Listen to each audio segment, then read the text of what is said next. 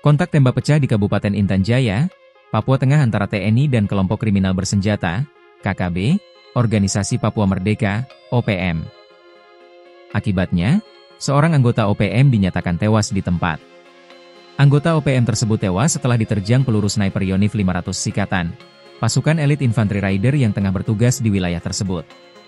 Dikutip dari Tribun Papua Tengah, insiden itu terjadi saat 19 personel Satgas Yonif 500 Sikatan yang dipimpin oleh Letda CKM Dedi melaksanakan pergeseran dari pos Titigi.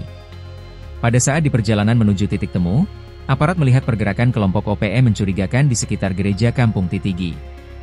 Gerombolan OPM tersebut mendekat ke arah tim sedang melaksanakan pergerakan ke arah titik temu pengambilan logistik.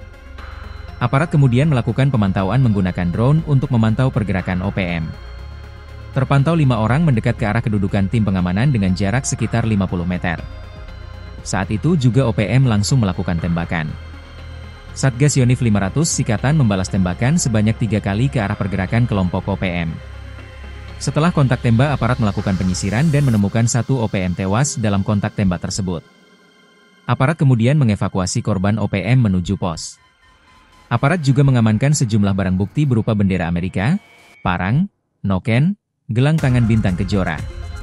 Saat ini aparat masih melakukan siaga untuk mengantisipasi serangan balasan dari OPM. Situasi di Kabupaten Intan Jaya kini masih dalam keadaan aman dan kondusif pasca kontak tembak. Hingga berita ini tayang belum ada keterangan resmi dari pihak terkait soal kontak tembak. Tribunpapuatengah.com masih berupaya melakukan konfirmasi.